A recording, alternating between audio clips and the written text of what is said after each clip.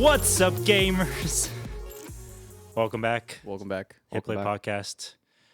We are here today to discuss the 30th anniversary of Pulp Fiction. Even though it came out October 14th, we are doing it ahead of time because we are late so often. We decided to be early for once. Yeah, Also, mix it up a little. We have a lot of spooky movies to get to this year. Yeah, Absolutely. we had a lot of recommendations, some cool stuff that I think we should talk about.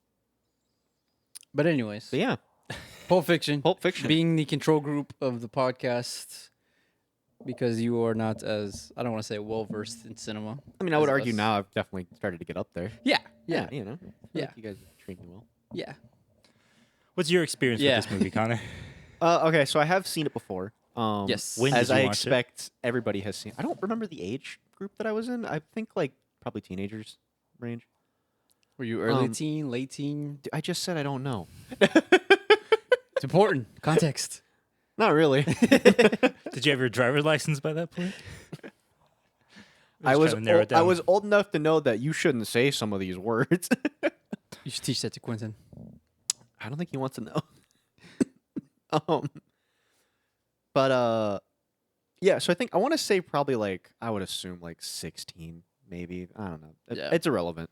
My How did you come across this movie then? parents showed it to me. Really? Yeah. I was going to say, because My I knew parents you have at... some cinematic taste. I know, but like I knew you at 16, and I knew that this would not be the kind of movie that I would pin you for having seen. He would. What do you He mean? would In go like pursue the it. first like 10 minutes, there's a shootout.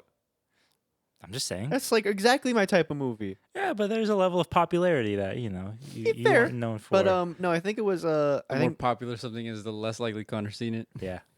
Unless it's Japanese. Or superhero. it is an inverse bracket. But Fair enough. You need some water, my guy? I don't know what the hell I choked on Oh the my way God. here, but I am not feeling it. What You the hell was watched the it when you were question? I watched it 16? when I was like, yeah, around What that was age. your first impression?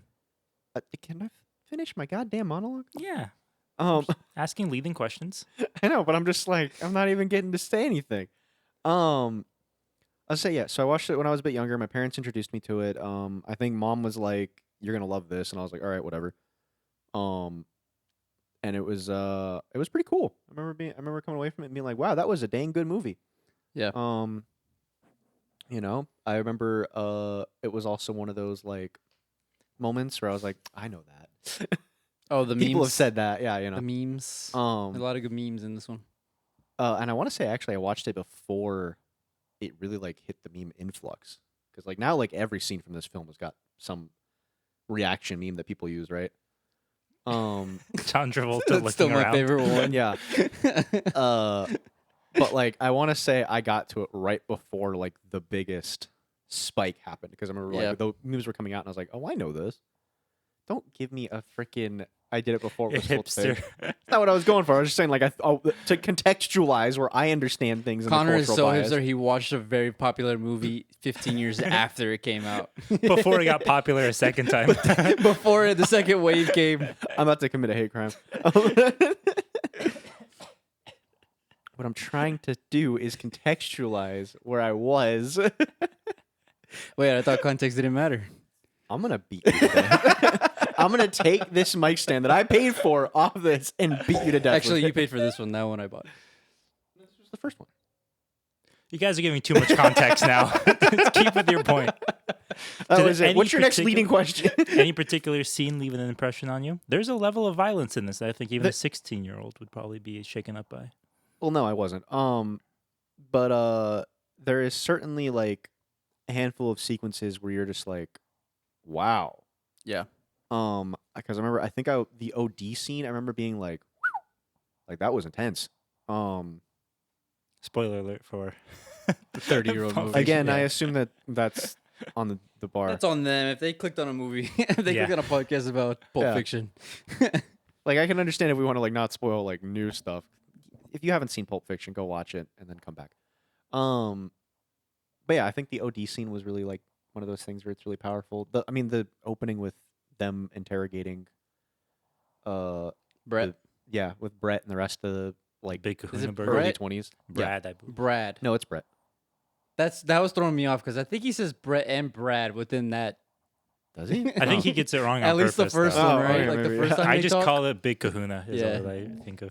But yeah, And I mean, like that. Just, I mean, who doesn't have that like scripture monologue that he goes on, somewhat memorized? Uh, which I don't think it's real. Oh, the Bible quote? Yeah, the Bible quote is I've definitely never not real. checked. I don't think it's real. Pull it up. Guy in the chair. Let's get IT on that. So that was your first time watching it. Yes. Did you come into contact with it like a second time? I don't think I've watched it all the way through a second time, but I routinely will just like be like, oh, I remember that scene. I want to go rewatch that scene, and I'll look up that segment in YouTube. What scene is the one that you find yourself revisiting the most? Mostly that big Kahuna. Yeah, I really that just opening. like because like there's a lot going on in that. And then like the follow up where like after they how there's like the follow up of the one kid coming out and shooting at them again, and there's like that whole sequence. I like both of those together. So you like the beginning and the end of the film? Yeah. Screw the middle. But no, I feel like I've rewatched pretty much most of it just in bits and pieces. Just It's a 'cause, like, long movie. It's a long film, and it's just every scene is really good. Yeah. Like everything you just kind of like, yeah, these really all come together, and it's just cool. Isaac, what have you done up? Hmm? What have you what have It you is found? a real quote. Our Bible scholar. It was rewritten though by Quentin Tarantino. Ah, Yeah, that makes sense. Okay. it's a reinterpretation. Would you read the Bible if Quentin Tarantino did a rewrite? If Quentin adapted the Yeah. Bible, would you guys go watch it? Yes. No. How do you feel about Quentin Tarantino as a director? Are you someone who's familiar with his work other than this movie and Reservoir Dogs? He has a big fan base. Some would say the biggest. I mean, I know of his work. I know he's a big name. Yeah. A lot of people talk about him. Mhm. So I'm aware of him Mhm. and the things that he does. Wouldn't you know it? Haven't watched any of his other films. The Connor classic. How many of yours have you seen? Have you seen? How many? Sorry, You all right? Isaac How- can't talk today. I can't breathe right. What are you got how going on? many of his have you seen? How many of his films? Yes. Very few, Okay. actually. I think I more or less stopped watching his films as they were coming out around Hateful Eight, just because Yeah. that one had like, well, you got to see it in IMAX, and then it's like 4 hours long or something ridiculous. There's an like that. intermission. Yeah, and I was like, I don't have the time for something Drinking like too that, much. my guy. I think at that point he was drinking too much of his Yeah. own Kool-Aid. Yeah. So I haven't seen anything past Hateful Eight, and some of his I haven't seen Jackie Brown, for example. Yeah. Or even a lot of his stuff with Richard Rodriguez. Rodriguez. Yeah, which would be From Dusk Till Dawn. I haven't seen that stuff either. Mhm. I know of the famous, infamous scenes from those, Mhm. mostly just from memes. Yeah, But exactly. People bringing them up, or Yeah. I'm they'll not. pop up on YouTube every once in a while when I'm like digging through things. I'm like, yeah. Well, your algorithm. What are is you giving digging those. through on? Anyways, Dude, let's my not algorithm, even- my no, algorithm we're is not bizarre. even- My algorithm is bizarre. Let's just. I don't even know why. It's unfalsifiable, but okay. Are you a big fan of his? Not really. Yeah. No. Pulp Fiction is a very, very good movie, in my Mhm. opinion. Kill Bill is my favorite. Mm-hmm. And specifically part one. I know there's supposed to be 2 films, and I acknowledge that, but part one is my favorite. It's not canon. It's legends. Yeah. No, I don't hate part 2. Kill Bill part 1 was my first experience with Quentin Tarantino, Mhm. when I was almost a kid. And that movie to me was that's phenomenal all the way through, in my opinion. Yeah. And then I think Pulp Fiction was probably the second Tarantino film I saw from there. I was in high school as well. It's probably around 16, 17. And I was like, that lived up to expectations. Mhm. It was a good film. Mhm. Damn good film. And I revisited it only in the context of watching it with other people for the first time, which some movies I think are amazing to watch if you're watching with other people who haven't Yeah. seen it before. Mhm. I've said before that Boogie Nights is the premier film to show to somebody who has never seen it, because it's just such a wild ride. And I think Pulp Fiction is the exact same way. Yeah. It's just such an interesting ride that it's I would never rewatch it just out of my own volition. But if somebody was like, "Oh," that's why I kept asking you guys, "Have you seen it before?" Because we should watch it. I was surprised that you had seen it. I have some moments. Some moments. It's a good way to put it. Yeah, that's a good way to put it. Good way to put it. For me, what stood out the first time that I watched it, and at least for me, what I have been drawn mostly to Tarantino for is always his use of music. Yeah. at least Kill Bill for me. Like there are so many just back to back amazing scenes with just the perfect soundtrack and just great action, and it just coalesces so well that I'm like, that's to me is like that's peak Tarantino for me. Pulp Fiction has a lot of those really good scenes as well, like the diner scene, the opening, just the credits alone. I will just rewatch the credits because I'm a sucker for A good a credit good sequence. Yeah. Who doesn't know. love a good credit sequence? So those were always the big standout moments for me in Pulp Fiction, and that's mostly what I have returned to. But like I said, I'm not a super big Tarantino fan. Yeah. By that point, when I watched Pulp Fiction, I already knew I loved movies, and I had that list of films that had influenced me that I was inspired He had by. the posters up. Yeah, but it was like 2001: A Space Odyssey was my choice, So that was just my He experience. was the man, at the time. anti-film bro. Yeah. I think I had literally seen The Master by Paul Thomas Anderson prior to watching Pulp Fiction. And so like I had like, I already had my head beaten in by like, super big movies by the time I saw this. By that point, James was already recommending like foreign French films that nobody has watched. Yeah. But tons of people. Quentin Tarantino's production company is called A Band Apart, which is a reference to a French film. And you don't even know that. Wow, that one got him. That one got him real good. I think the joking about him only knowing obscure French films is starting to get to him. We got a big one. We got a big one. I just reel it in. Get the bucket. Yeah, he's in the deep end with us now. What about you? What was your experience? Tarantino's a guy. Yeah, he certainly is. Well, as far as we know. Well, Yeah, I think he has a daughter. I was trying to see if I could get you. It's just like it wasn't a response to what I said. It just shorted me out for a second. It's just like, what does that matter? Congrats! Like, Gotcha. No, Tarantino's a guy. I think I've been on the record saying he's probably like my 8th favorite director, maybe 10. Like he's in the top 10 for sure, just because I think at the pure essence of his movies, he makes fun movies, and he's not really the like. I think people look a little too deep, and I'm probably gonna make James's dad very mad when I say this, but I think people look a little too deep into his movies and don't take him for like. Well, it's just a fun time, You're killing Nazis. Like, what more can you enjoy? Not to say that Pulp Fiction didn't make waves when it released. Obviously, we could talk about the nonlinear editing, his use of music. Even though music was popular, he kind of brought this new like way of cutting music into the movie. Obviously, it spawned a bunch of clones. Every film student that ever exists has one short film that they at least try to like write in the style of Pulp Fiction. But for me personally, I've never like been too into his movies. I think as he's gone more and more, I think he started to drink a little too much of his own Kool-Aid. Obviously, the passing of his longtime editor, Sally. What's I'll her look name? it up. Keep talking. Her name's like Sally something. Sally Salerson, Sally Menke. Sure. Menke. like the Pokemon. Is that how the Pokemon is spelled? Anyway, Sally M. Yeah. She I think was a big sure reason it's why a Menke. lot of his first movies are super well cut. They flow very well. I mean, this movie's 2.5 hours, and it doesn't really feel like it's lagging. No, I feel like it unless goes he really- intentionally tries to drag scenes out, like Butch walking to his apartment, or like the Vincent Vega stuff when he's carrying Mia around and stuff like that. Yeah. But yeah, just like watching a lot of his later movies. I know everybody loves Inglourious Bastards. I love Django just as a like fun Western. But I think when I was seeing like Django should have won Best Picture, I'm like, what? I was like, it's a good movie. I give it that. Yeah. Should it have won? Dallas Fires Club or something was nominated.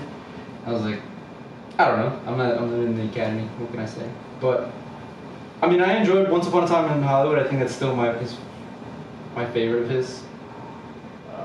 But I don't know. Yeah, the question I was going to present to you guys, and it was kind of gnawing at me at the back of my head the entire time I was watching it is why is this movie, and by extension Quentin Tarantino, so popular? Like it became the thing of the 90s. This movie. I can answer that, Isaac.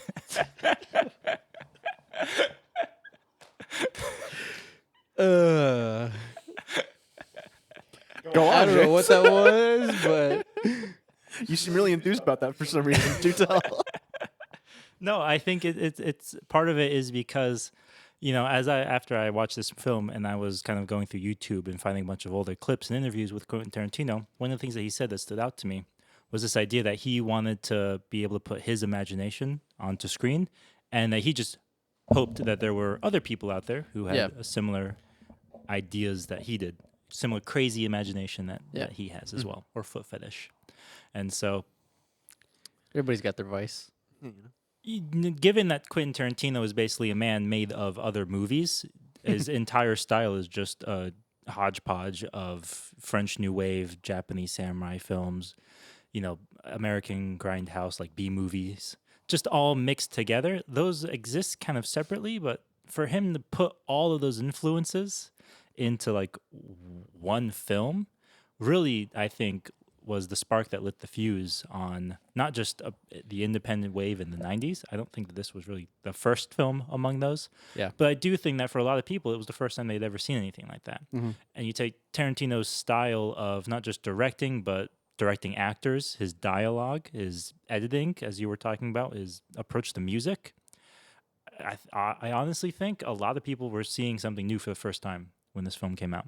And even though he had had some success with Reservoir Dogs before that, Pulp Fiction's success, and especially winning the Palme d'Or at the Cannes Film Festival, which is like the highest award in cinema, was definitely probably, I don't want to say it was the nail in the coffin, but like imagine a more positive version of that. The nail coming off the coffin. Yeah. Yeah. It blew the hinges off the door for him, there you go. basically. There you go. That's a good one. In my opinion, at least, from my interpretation of history. Tarantino as an individual. Yeah, because obviously people our age, like you were saying about your experience with the film, we all came into contact with material influenced by Pulp Fiction before we even got the chance to watch it for the first time.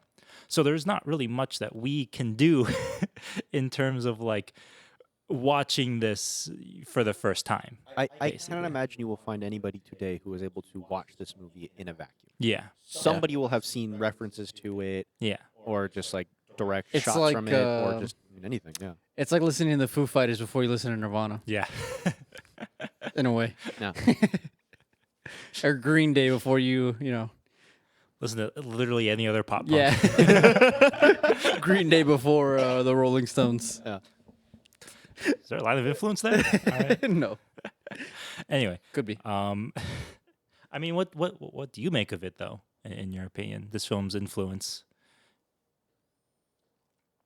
Given that you're not a big Tarantino fan, but I mean, like you're not a super big Tarantino fan. Yeah. So, like when you think about Tarantino's dialogue, for example, right? I think that's one thing That's that the most people. people I think that's the thing is people attach to the most. the easiest to recreate. Where With they're these like, dialogue. "Oh, this is good dialogue because characters are just chit chatting about nonsense." Like, no, there's layers to this dialogue, right? Yeah. Like, even if it's not super meaningful and deep in terms of like content. the curtains are blue because he's depressed, quote unquote. Like the whole opening monologue between Vincent and Jules of like, "Don't mess with Marcellus," don't like.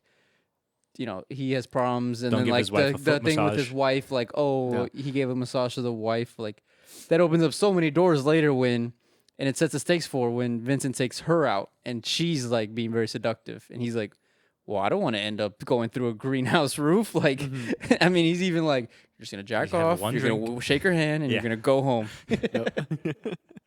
and Not like in that order. when you have it, yeah. Sorry, I messed up the order, but like when he. You need that You're opening. gonna jack off. You're gonna shake her hand, and you're gonna go home. Other way I around. feel like that would get you thrown out the window. I don't know. She might be into it. So a man's gotta do what a man's gotta do. She might be into it. Or even like the scene with the Gimp and the sex dungeon, like the line of does Marcellus Wallace look like he likes to get fucked, or like nobody likes to fuck him, and then cuts to the ending of the movie where you're like, understandable. Have a good day. Yeah.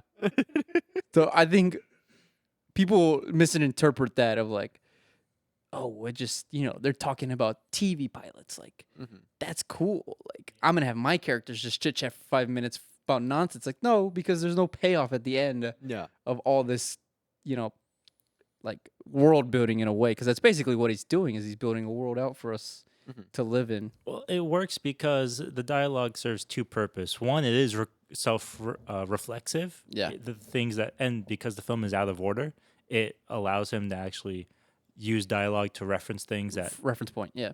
think that to anchor the audience as reference points. But also in individual scenes, and I think you have actually pointed out this before to me, but Quentin Tarantino will use dialogue where the topic of conversation is irrelevant, but the motivations of the character and the actual like emotions that they're putting into what they're saying. Like John Travolta and Uma Thurman are just talking about milkshakes, but it is seductive, you know? And it's like him and what is it? Like when Samuel L. Jackson is just talking about, oh, can I have a bite of your burger? It's like he's intimidating him when he's doing that. He's not just like Drinks all of his Sprite. yeah, he's interrogating him without actually questioning him, basically. And so it's like there's a layer of emotion beneath everything that's being said that Tarantino is able to keep consistent across every line of dialogue. That is incredibly impressive. Yeah. But that is also incredibly difficult if you're trying to recreate. You can go that. wrong. I would many never different even. ways. that up. I have never dared to even try to do something like that. I'm of the Steven Soderbergh school where I will just have a character go, "I'm upset." No, James. Remember, it's show, don't tell. So you have to hold up a sign that says they're Yeah, upset. it's show don't tell. So I have a character I show you who's telling it. Yeah. But that's just me. That's a different conversation, but we're looping back to that later. But anyway, regardless. Now, Quentin Tarantino, I have this point that I wanted to make. While we're talking about this film's influence, so my dad, who was a professor of cinematography, was teaching in the 90s. Right. Right around the time that Tarantino started to get super, super popular. And when he would ask his students, who's your favorite director, they would all say Tarantino. Before my dad had even seen Pulp Fiction, he knew this film for one piece of cultural influence, something that people our age probably don't really appreciate. That this film had a massive impact on the film industry in one specific way. I don't know. I don't know. I was going to say Dutch angles. No, that'd be Goodfellas. Oh, yeah. This film brought back John Travolta. Oh, yeah. He was a super popular actor in the 70s. Yeah. Grease. No, I know, You've seen Saturday Grease, right? Night Fever. I have not seen Grease, but I know that he was incredibly popular in everything. And then he just disappeared. For 20 years. And this movie brought him back. And Just when he thought he was out. in my opinion, he's probably my favorite actor in this entire film. Yeah. And what's He does a funny is fantastic job. that I think that casting was the biggest point of contention for Miramax because they were like, Yeah. John Travolta is literally nobody. And I think Tarantino is either on the record or by secondhand accounts is like, that's what makes it fun. It's John Travolta, like this has-been guy Yeah. playing a has-been gangster. Is like, that's cool. That's fun. Like, I remember in a Hollywood roundtable with the directors, Tarantino was there and they asked him, what was like the highlight of your career? What is across like your favorite experience you've had as a director? And Tarantino said, going to a theater to see Pulp Fiction, like just on his own. Packed theater, people watching it for the first time, and in the diner scene when John Travolta gets up to dance, because this is John Travolta from Grease, from Saturday Night Fever. world-renowned He's movie the dancer. Yeah, he's the guy. And Tarantino said the hush that fell over the theater in anticipation of, is he going to dance again? He said that was the highlight of his career. That was one of his favorite moments that he'd ever experienced. And I was like, that has to be kind of like surreal in a way to bring a bit have actor that level back of effect on it, Yeah. on the industry. just by the name of the actor alone. Yeah. But Vincent Vega is easily one of my favorite characters in this entire movie, in my opinion. I also had read up that this film proved that Bruce Willis was more than just, diehard action man. Which, I mean, although I would also argue that Bruce Willis is more or less diehard action man, in my opinion. I think that, Not really a lot of range in that performance No, by it's- him. yeah, but Does it need to be anything else? I think he was great in this film, No, in my opinion. I thought he was good. His sequence is probably the sloggiest the weak in point. this film, the weakest point, the golden would agree with watch.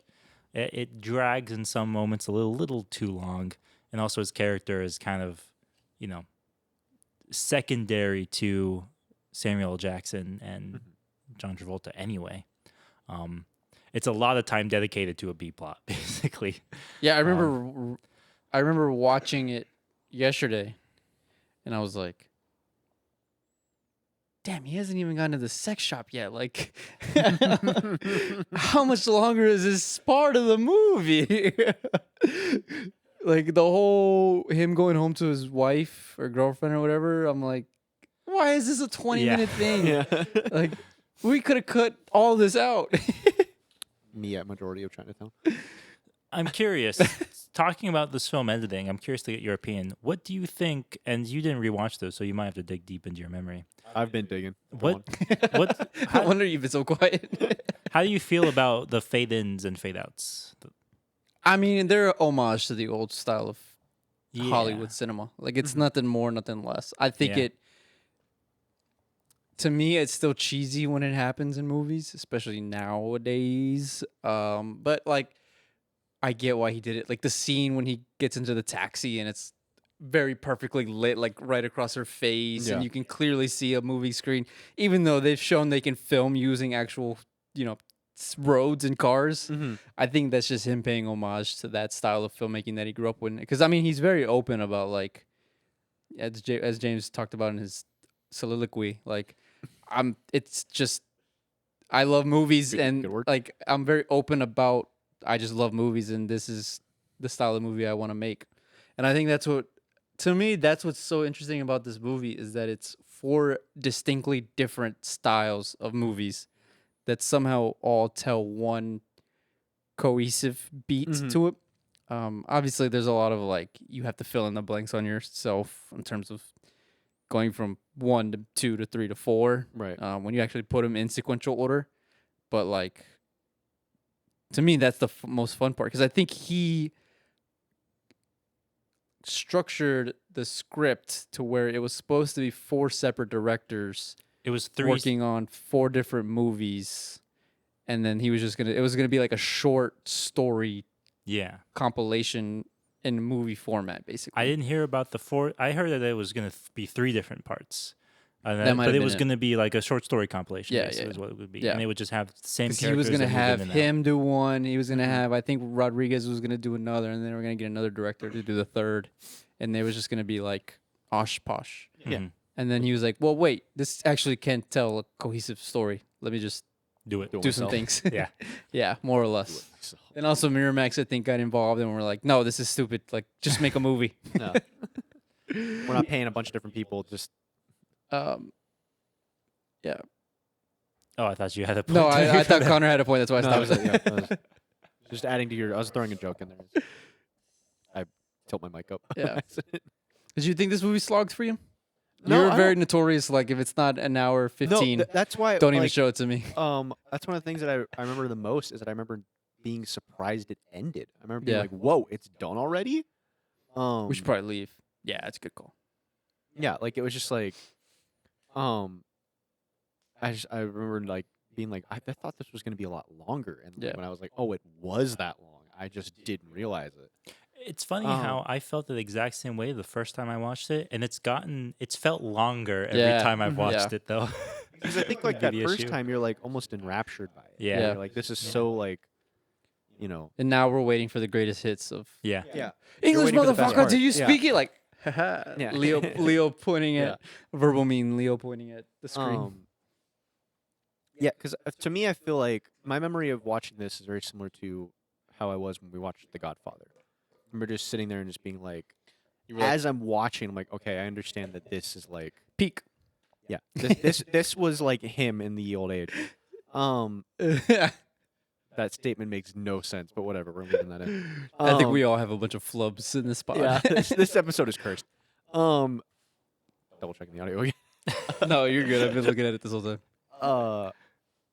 But yeah, I remember just being like, wow, this is just like incredible. Like this Yeah. is just really solid. And so like the length of it didn't really occur to me. It didn't feel like the downtime was so egregiously boring where I was like, okay, how long has it been? Like I feel like I've been here for an hour. So yeah, I really wasn't like, it doesn't drone until after you already know what's happening. Yeah. Is that what I think? Almost. I think it's one of those films that's really good the first time, but it lacks rewatchability. Yeah.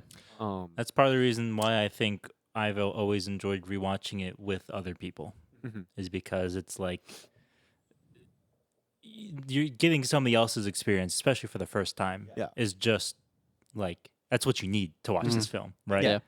So it's like during the boring parts, and they're like, "Wow, this is kind of neat." You're like, "Yeah, I'm glad you're enjoying it." You can kind of phase out. But Yeah. like, That's something that streaming is taking away from us. What, the ability to What drone better out? place to watch a movie with people for the first time than in the movie theater? Yeah, I've always maintained the audience reactions to things make movies amazing Yeah. or worse. I don't doubt that a lot of the reason why people would go to rewatch films in theaters was so they could see it with a new audience every time and get people's reaction. That makes sense to me.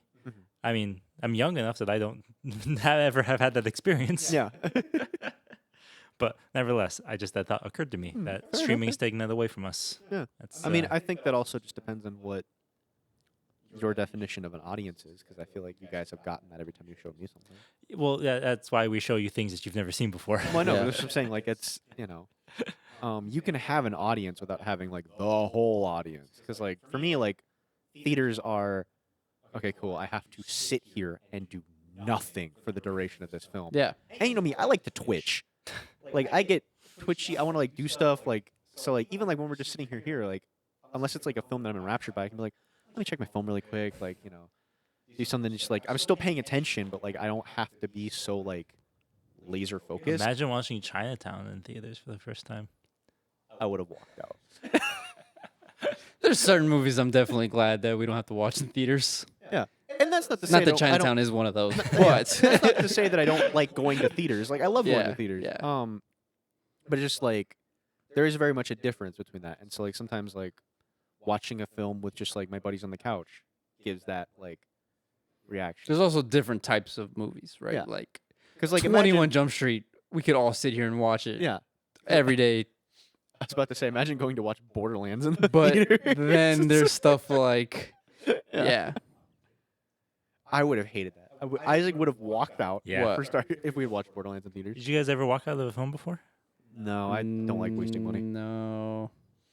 The only one I was very, very, very close to, and I even told you something in the theater, it was me and you, was Halloween Ends. Oh yeah. That was the only one where I think I legitimately was like, because I think it was me, you, and another guy were in the theater, because we went in like a Tuesday at like 5. Yeah. And it was like also like 2 weeks after Halloween. But I went to James and I was like, I don't know if I'm gonna make it. Yeah. I remember. We stayed through it because I was like, whatever. Because I think James was my ride home, but or I think he had driven that time, so I was like, I'll stay. But that's the only time I've ever come close to being like, get me out of here. Well, it's also like, how often are you spending money to go to a theater for a movie that you think is going to be bad? Yeah, that's true. Yeah, we've said that with our reviews of like, it's often weird that we have reviews that we like of movies, or we review movies that we like, end up liking, but then we're like, well, we would go see a movie in theaters because we're interested in it anyways. Yeah. So Yeah. like, Like, you're not going to go watch something bad unless like it Yeah. becomes your job to Yeah. go watch everything. the only one I that could think comes of we completely hated was Napoleon Yeah. and Halloween Ends. I think those are the only two movies we kind of. out. I'm looking forward to you guys bashing Red One when we go watch that. That'll be fun. The only movie Who said we're watching that? he I does, did. and he keeps saying it. We're going We to. can't get him to stop. You It's gonna be a can't solo stop. pod. I don't care. Connor solo pod. The only film that I ever like legitimately like got out of my seat to be like I didn't walk out because I was with my family, but it was the Jurassic World, like whatever the first of the one Chris of the Pratt new ones. 3? Yeah, the first one of the new 3. Okay. That film, by the time all the dinosaurs were escaped, I think by that point, I was like, if I wasn't with my family, I legitimately would have just gotten up and walked out of the theater. Yeah, that movie lost sight of what was cool, which are the dinosaurs Yeah. and not people running around. Nobody cares about the people in dinosaur Nobody movies. cares about the people in the dinosaur movies. You know, what's a movie that you wish, this is we're getting completely off topic, but what's a movie you wish you would go see in theaters?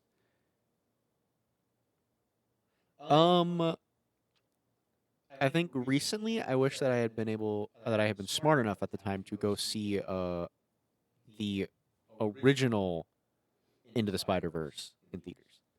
Because seeing Across the Spider-Verse. Across the Verse in theaters was fantastic, especially with all their friends and the few. Oh, you're talking about Into. Yeah, Into the first one. the first Yes. Okay. Okay. one. Going to see Into would have been just as cool because we wouldn't have known how good it was gonna be. You know, like everybody kind of came into Across with like expectations, right? Yeah. So like that affected how people were approaching that film. What are you trying to remember? I'm trying to remember if I saw Into in theaters. Oh. I feel like I did, but I don't remember. I think you did. I think you've told me that. Because it was we were in Arizona still. We were all still in school when that one came It out. was like what 2018 or something, right? Yeah. Anyway, sorry. I didn't mean to. Well, I mean, yeah, that's just I think it was a super cool, unique experience. That would have been really cool. I mean, there are certain films that I'm like, maybe just for like the ability to say that I saw it in theaters. Yeah. I never saw Dark Oh, I've definitely Knight. done that. Yeah. Yeah. I mean, Yeah. Star Wars, the first two of the new trilogy. Oh, yeah. I said Yeah. that because I was like, in 50 years, I want to tell my kids, like, I saw that movie in theaters. Yeah. Yeah. It sucked. You're like, I was there. It's still or, bad. like, or like Infinity War. Yeah. I was like, yeah, I'll go see it in theaters. I don't care to watch it. Mm-hmm. But or But, like, Infinity it's gonna War be a cultural Endgame, thing, but yeah. it's a cultural thing of like, because you grow up and you're like asking your dad, oh, what was it like when Star Wars came out, or like what was it Yeah. like with Jaws, Mhm. and I don't know. That's the I think it'd be funny cool to thing have a story about like that. talking with my dad about films, because like there's a certain era of filmmaking that he was on a boat in Alaska and he just had no access to watching these Oh. films. And every now and then I'd be like, do you remember when like Memento came out? And he would be like, I didn't hear about that film until a decade after it was out. Jeez. I had no idea. And Yeah. I was like, okay. There are some movies I've seen in theaters, like Inception, for example. Mhm. Like I didn't even really know anything about Christopher Nolan, like even that being past Dark Knight. Mhm. And I was like, oh, wow, this film was pretty good. And then it turns out Christopher Nolan is like God on earth, you know? And I was like, Cultural icon. I'm like, so oh, excited okay. for Interstellar next month I am too. for or different November. reasons. I guess November. Yeah. Oh, October comes first. That's right. Yeah. Dang, September's almost over already. I'm Wake so me. sad I missed Somebody the has to go wake 21st up night. Billy Joel Armstrong. What's up with you and Green Day this episode? I don't know. It's weird. All right, back to Quentin. Anyway, Pulp Fiction. Yeah, back to Quentin. Sorry, we went on a little side Yeah. tangent. That's good podcasting right there. Good job, guys. Yeah. So anyway, Pulp. You like it? You don't? More? Less? I take Connor, orange what are juice. your favorite moments of this movie? If you had to give three, if you're going through the YouTube movie clips, what are the three that pop up that you're like, I have to watch this? You're right, Connor. Nobody drinks orange juice throughout this film. Answer the question. Sorry, just like I really appreciated we had a little moment there, and Isaac was just trying everything in his power to pull us away from it. Yeah, I mean, I'll answer the question first if you need me to while you're laughing. No, it's okay. So you said three moments. three favorite moments, or three moments that are like, if you're watching this on cable or you see it on cable, and these three moments pop up, what are the ones where you're like, all right, I had to watch this part? Obviously the entirety of the interrogation. With The Big opening. Kahuna. Yeah. Yep. Okay. You can't not watch From that. when they walk into the apartment, Yes, or from like when they walk okay, into the apartment. yeah, Hey, that's fair. kids. Just because, I I don't remember asking you a goddamn thing. yeah, like I quote that scene pretty regularly with just random stuff. This might be the most quotable movie of all time. Yeah. It's really impressive. Yeah. Like our buddy Nick, who we lived together our sophomore year, me and him, we would quote that movie to each other often. Where I'd be like, "Hey Nick, what do you think about this?" He'd be like, and I'd be like, "I don't remember asking you a goddamn Yeah. thing." Just like stupid stuff like that. Anytime anybody We'd flubs be their out to words, we'd be I out love to drop eat, and those. I'd be like, that is a tasty burger." Just stupid shit like that. No, all the time. Nick, I hope you're doing well. I miss you, buddy. Invite me to your wedding. What the hell? Sorry, I didn't mean to go on a side. No, it's a good tangent. That's good podcasting. Now this is podcasting. I'll try doing a barrel roll. That'll work. Yes, I mean, that's pretty good. The sequence after they're driving back, in the car, they have the one kid in the back with them, and the bump blasts his head open. Oh, I Bump. shot Marv in the face. Why'd you do that for? I don't know. A gun just went off. That whole sequence of them going to the cleaner and like having it handled is just so unbelievably funny. Yeah. And it's also like I think one of the most crass sequences of the film.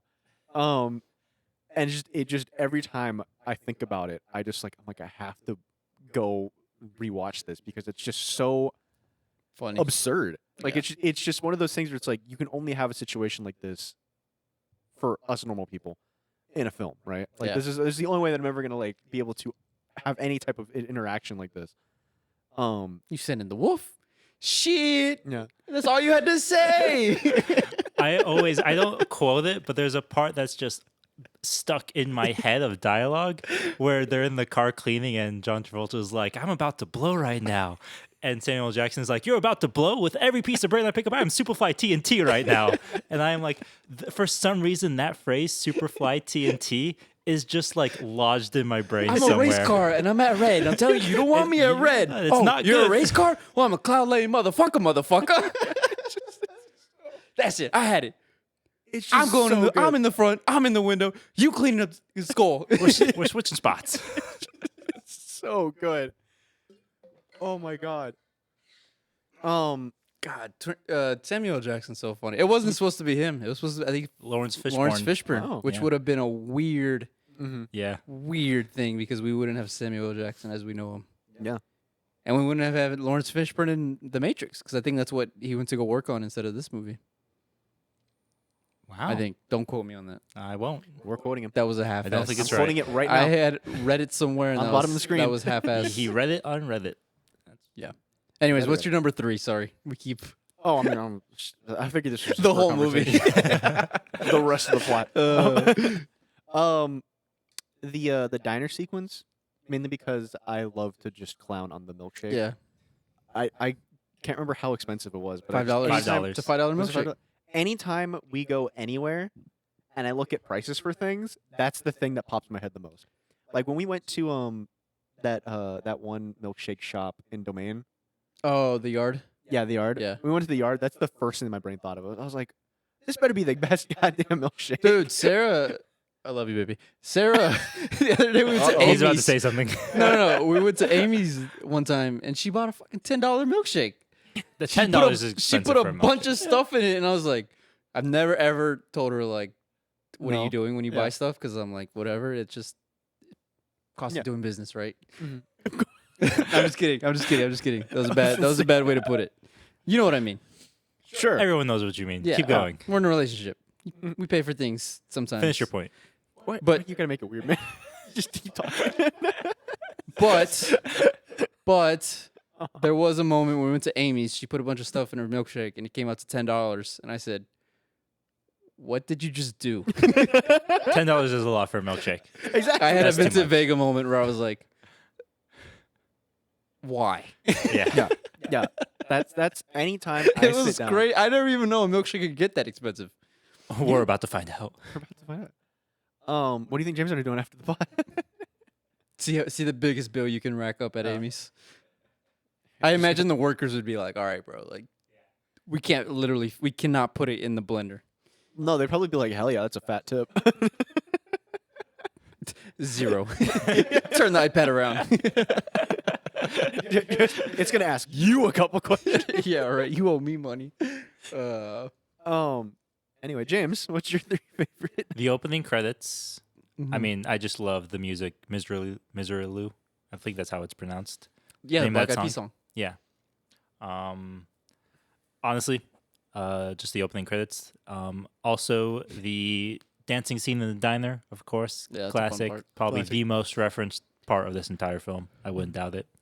And I'm just a sucker for a good dance sequence, Yeah. especially when it's like it's not professional dancing. It's just the two It's actors. just to have fun. Yeah, you know, I Yeah. love that, and I love Uma Thurman's character and her acting in this film, mostly just because I love Kill Bill, and so I just anything with her in it is great in my opinion. So those 2 scenes right away.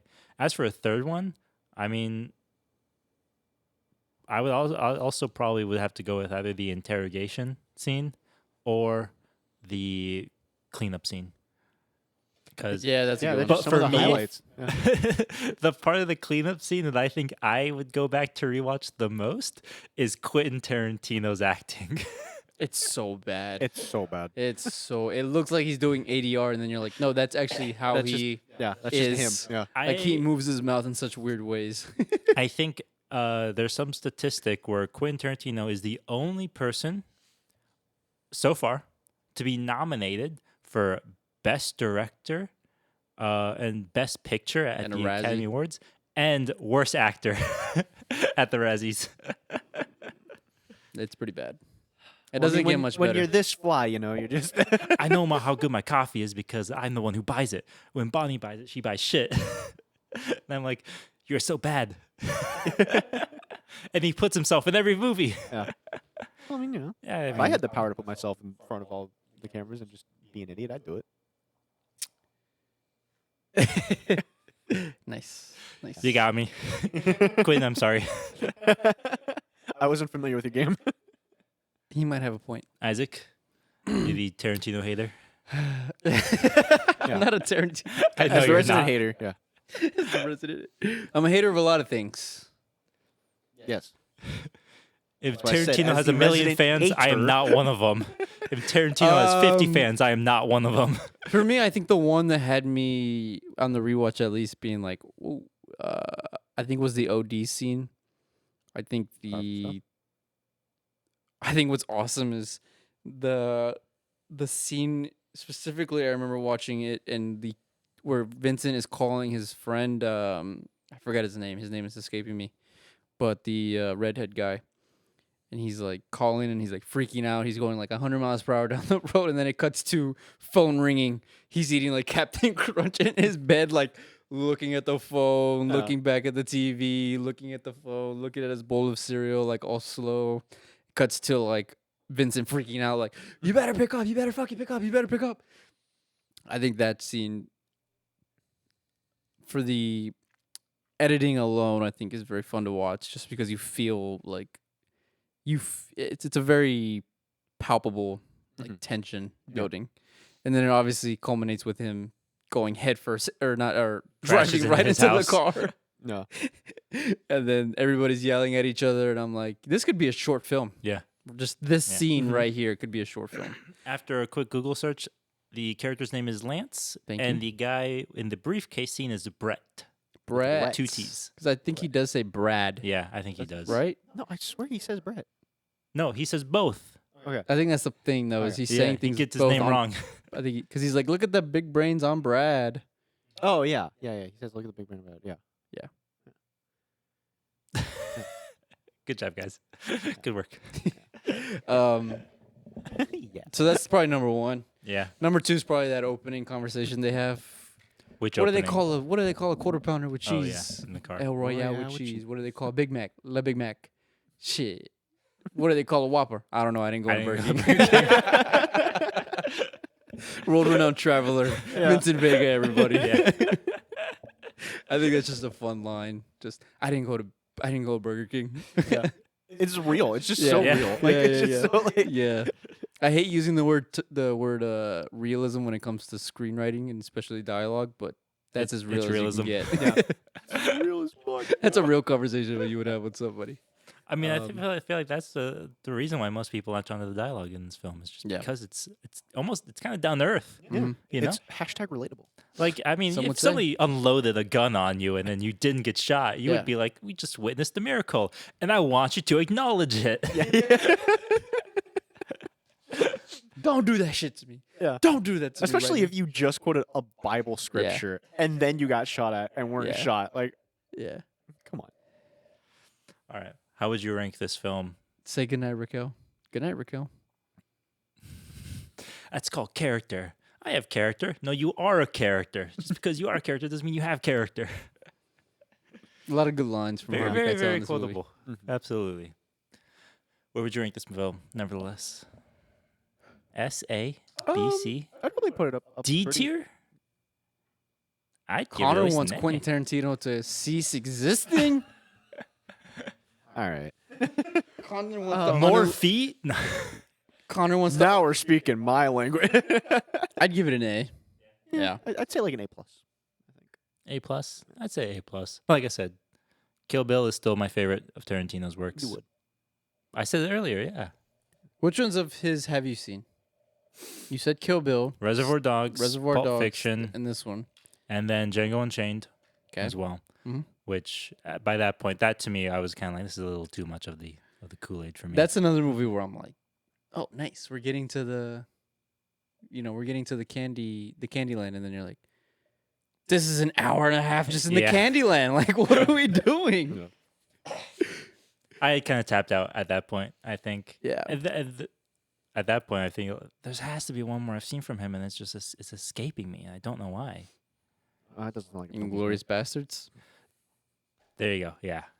We're gonna be shooting Nazis. That's one of those films, though, that to me, I don't even really think of that as a Tarantino film that Yeah. much, though. It's like, it's the least Tarantino in a way, Which is weird Of all because it's his also films. the most Tarantino Yeah. movie. In a way. which is, I don't know, maybe because it's in mostly foreign Do you want to talk languages. about the rivalry / friendship he has with Paul Thomas Anderson? And the kind of like, they're basically foils of each other throughout their careers. Yeah, and Tarantino has brought that up Yeah. before. I think they both too. have. They've both Yeah. acknowledged that they like each other's movies, they like each other as people, Mhm. but just for whatever reason, they're just always intertwined. They're Yeah. always releasing a movie like within a year of each other. Mm-hmm. I think one of the things that led me to watching There Will Be Blood was hearing Tarantino talk about it. Yeah. Hearing him being like, it's such a there's nothing in this film, but it has everything in it. It has it's not a set piece, but it's a set piece. In the Very Tarantino Tino-esque fashion. way. Yeah. Yeah. I mean, yeah, I prefer Paul Thomas Anderson personally. I wouldn't compare the two though. Okay. I did that earlier today though. I was gonna say you can definitely compare the two. On the phone with my dad earlier today, I was like, I would put Pulp Fiction in the same category as Boogie Nights. Yeah. Where it's it's a long, unwieldy film, but it's in control of itself. Yeah. And it doesn't go off the rails, but the rails are pretty rickety as you're watching it. Yeah. It has that unhinged energy to it. And that for me is part of the reason why I think I was drawn to Tarantino initially after Kill Bill and Pulp Fiction, was because I was like, those films just have that charge of unbridled creative energy that you just don't get in a lot of other films. Not saying that it has to be the case across the board, Yeah. There are, even with books, for example, some books are just a little more, white-knuckled gripped than others. The reason I put Savage Detectives out there is because that book for me, when we were talking about adaptations, you were like, oh, there's probably some Spanish author who has an underrated masterpiece. It's Roberto Bolaño. There it is. Savage Detectives it is is. not that book, There it is. Yeah. but that's absolutely a good book from Take him. a shot if you're playing that game. Yeah, also Terrence Malick. The Dark Knight. If we're gonna do that, just get everybody plastered. Marvel Bad. There we go. We got that covered for you. It's not even my drinking game bit. So, I don't have one yet. Oh no, Connor's is Final Fantasy 14 or some obscure anime Yeah. reference. Final Fantasy is definitely... Listen, all I'm saying is I invited you to go see the Gurren Lagann movies, and you never wanted to go see. Maybe that's why people gravitate a lot towards Tarantino as well, is because Gurren Lagann? he felt like Nice. a rock star. Yeah. Him and PTA, I think, the most out of the 90s, right? Because Yeah. I think they Well, they, also they compare their and they also upbringings. carried themselves like that, right? Like they were very much in the limelight. They were very much like, I'm making movies. Like, Movies, watch it or get out of my way. Yeah. They're both they're made of movies. Yeah. They come from different, Tarantino is the self-made guy. Yeah. And Paul Thomas Anderson is the nepoist of Yeah. nepo babies. Yeah.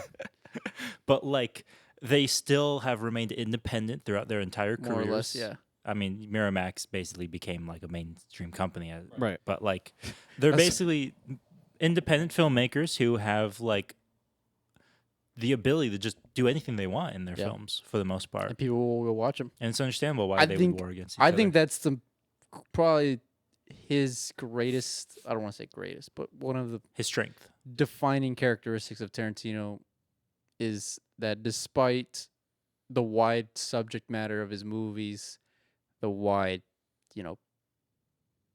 different use of cast, even though he always has regulars that he comes back to at times, especially someone like Samuel L. Jackson, and just A lot of variety. also just the time periods of which he's been able, or the time periods of that he's made movies, right? Like he's been in the 90s, he's been in the 2000s, he's been with the Marvels, he's been fighting with Star Wars.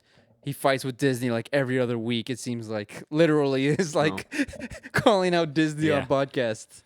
I think his ability to still stay relevant and is fun. I mean, he is a fun filmmaker to watch. I think is probably what he'll be most known for. It's like just that. It's like it takes a lot of talent to be able to do something like that for so long when the industry feels like it changes every 3 years. For a director to be this relevant since the early 90s is, I mean, there's like 6 or 7 others that you could say are relevant since that time period. So it's fun. Yeah. It's a good time. Thoughts on Paul Thomas Anderson? No. You ever seen a Paul Thomas Anderson movie? Why do you say that as if I would know? Because then when I assume you're like, I watch movies. Yeah, but I mean, like, you're gonna And have then to we throw bring up some- like Phantom Thread, and he's like, "I've seen that before." Yeah. Yeah. See, Am I wrong? You literally got mad when I was like, "You've seen Pulp Fiction?" You're like, "I watch movies, No, Isaac." no. See, the problem is that you believe that I associate directors and titles of movies together, like you guys. I do. literally said, "Have you seen a Quentin Tarantino movie before?" You said, "Yeah, I've seen Reservoir Dogs." I was like, "Oh shit, Yeah. okay, cool." There's, like, one or two Connor's exceptions. based. Connor's red pilled. There are like 1 or 2 exceptions, but for the majority of it, I just know the name of the film. I do not think of the directors until you guys start talking about the directors, and I'm like, oh, okay, now I've. Name one Francis Ford Coppola movie. God damn. Yeah. See, he's not faking it for the camera. That's good. You've only seen 2 want of to them. test him real quick. You've only seen 3 of them. You've seen The Godfathers. Outside. The 3 Godfathers. Like I said, I was gonna say, if you've seen The Outsiders, you've seen 4 of them. Yeah. maybe. If you've seen Rumblefish, you've seen 5. If you've seen I mean- if you've seen Megalopolis, you've seen 6. I mean, this doesn't. It's not just a movie thing. If you ask me who wrote your favorite book series, as we had last Yeah. week, where I was like, I don't know who wrote it, Where I but it's gaslit great. you into thinking James and the Giant Peach wasn't a book. Yeah. Same with like movies. People are like, "What's your favorite band?" I'm like, "Dude, you think I know the? I don't even know the song names half the time. I'm just vibing." Well, that's because they're in kanji. Yeah, No. it's because you're listening to Japanese K-pop. Wrong. It's my shortest playlist. Hey man, it's not the size that matters. That's how you use it. Anyway, Let's answer this. Would Connor like Paul Thomas Anderson? Probably film. not. No, No, definitely. Wouldn't. I think Paul Thomas Anderson is not as action packed. He went more auteur, Yeah, and he definitely went more auteur. it's than like Tarantino. what do you guys think I like? Let me phrase it like this: you got mad we made you watch The Godfather. I'd not get mad. Paul Thomas Anderson is one of my favorite directors. Ooh, That okay, should tell that you sucks. everything that you need to know about it. Never mind, I get it. In my defense, in his defense, I had the same reaction when he told me that, and then I watched his movies, and I was like, they're pretty good. Yeah, that's right. Boogie Nights is a must-watch Yeah, Boogie Nights. is across the board, in my Okay. opinion. Anything else you watch from him after Boogie Nights very hit or miss will whether you would be like up in it. the air about whether or not it's for you or Yeah. not. For every one movie I like, I think there's 2 that I don't of his. And he doesn't make a lot, he doesn't have a lot of films. He's got like And his 6. films are also very polarizing too. I feel like with Tarantino, people know where they stand. Yeah. They either are gonna watch a Tarantino film or they're not. Yeah. And with Paul Thomas Anderson, it's like, well, I'll watch it this time and maybe I'll like it, maybe I won't. Maybe I'll understand it and maybe I won't. Yeah. He makes movies for the critics and the Academy. Even Or though he he's likes hardly ever been nominated or won. He's been nominated. He's been couple times nominated. now. I realized that was The wrong as last, soon as like, I said 2 or it. Don't 3 worry. movies have been, his last 2 or 3 movies have been nominated. Yeah. I love Or when at that least happens. I should say at the You awards. say something with confidence, you're like, I'm wrong. Do it all the time at work. That's all right. That's like me saying Lawrence Fishburne was going to be in The Matrix instead of this one. Yeah. So now we all have a fact that's probably going to kill the podcast. Sorry, this is the last episode. Sorry, we're going to get Yep. canceled. Also, apologies for the lack of an Alien episode last week. I should say Sarah's PS5, not mine. It's not my PS5. The PS5. Well, she gets blame mad it. when I say it's my PS5. Yeah, but just say audio got corrupted. You don't have to blame it on anything. It was the PS5 though. It wasn't the audio either. I told you this. It was the Well, yeah, but entire the game drive. gameplay. The game file. There's got no corrupted. episode next week There's no because it got there's corrupted. no episode. Yes. Well, last week. Yes. Last week. Last week. Last Friday. You know what I mean? We've been having some technical difficulties. Obviously, we had some in this episode. We had some in the Alien What do you mean about this we episode? didn't have any this episode. What are you talking about? Yeah, so no Alien last Friday. Sorry about that, but there will be one next Friday. So there will be a major time skip. Mm-hmm. We cannot go back and Spoiler re-record. alert, what happened last episode. Do you think I remember? Yeah, I'm trying to remember what actually, like, what we did in that specific episode. Because the episode... I don't think it was a lot of editing, to be honest. This was the episode before that. I think it was still a lot of sneaking around. Yeah, I think we were just wandering, right? We Yeah. were trying to get down to the reactor. Yeah, that's what it was. Like that? Yeah, yeah. So I have no memory whatsoever. Yeah, so I don't... it's 'cause very, I remember we saw Samuels or whatever. yeah, he died at the end of 11. Yeah. Spoilers. You if know you what haven't we watched. did? I remember what we did. We had to go down to the reactor where the Blue Men group were all in the anti-shock suits. yeah! Yes. We had to Yeah. do that crap Yes. where we got the gas mask and stuff. Yeah, yeah. Yes. That's So if what you we haven't did. been following it, you're welcome for all the spoilers. But Oh, I mean, they're not gonna see that part. So Yeah. right now we're at the reactor, trying to react. react. we are trying to react. We to the are reactor. on. I actually looked it up. We're on level 13 or 14 of 19. Oh, geez, we got a ways to go. So we are still. Yeah, I thought we were a lot closer to the end than I thought. That's every time you kept bringing it up. You're like, we're almost done. I was like, I don't feel like we're almost Yeah, done, we're bro. Well, I was watching a Let's Play and it's 8 hours, and I was like, Yeah, and they're okay, so good. if you give it another 4 for all of our deaths, Uh-huh. we're still pretty close. And then I actually looked at the like IGN playthrough Wikipedia page or whatever, and I was like, okay, we're not. Don't But I look don't know. Maybe one of the missions will be like, super short. Easy. yeah, And then the oh, alien walk comes back from and one kills room to us. the other, Yeah. Yeah. Call of Duty style, where you just take control of Yeah. a character for 20 minutes. Press F to pay respects. Yeah, and then that's a mission. It's like Halo, where one of the missions is the opening cinematic. Yeah. Nice. Yeah. So Alright. maybe we'll get one of those. Anyways, Yeah. Thank you guys for that. Join us next week as we begin our descent into spooky season Ooh, with the October of the Firsts. Connor's gonna cry. And then, of course, every Friday, watch us on Play Alien. I think, Connor, you were back on controls. Connor's gonna cry again. Because I did. Well, yeah. Anyways, yeah, it we'll should figure be it me out. on the controls, James, where should they go to keep up to date with what we're doing? Should subscribe to our YouTube channel. You should also like and comment as well. Thank you to my sister who comments on all of our episodes. Yes. I Yeah, we really deeply appreciate appreciate I always that. go and check. You don't engage? You don't leave a comment? I leave comments. I leave comments. I've been doing that. But I leave comments as us. I leave Yeah, comments say, as 'cause myself. I'm not gonna log in on the YouTube account to comments. I mean, you comment on your personal. I'm not gonna. Are you even subscribed on our personal? Yes. Oh, okay. Okay. Follow us on Instagram as well. No, I have a burner Hitplay.pod. account. He has like 10. Follow us on My troll Instagram. account. Let me get this out. Before the batteries die again. Hitplay.pod on Instagram. Follow us there. We upload clips whenever we upload new episodes as well. So also support us. Also, let us know what you want to see. Let us know like what we should do next. Should Voice of a Nation. Should we do a Tarantino podcast in full? All of it cover his entire filmography? I think we might lose Connor. Yeah. I mean, anything for the bit, man. We'll live stream it. We'll live stream it. Well, let's watch you guys all want of the films live stream? back to back to back. What would we live stream? I don't know. Connor A crying mukbang? apparently. It's just like 2 hours of me just Just a sobbing. close up of your face. Yeah. All right. Let's get out of here. Let's go. get outta here. Let's get ice cream. Let's get a $10 milkshake.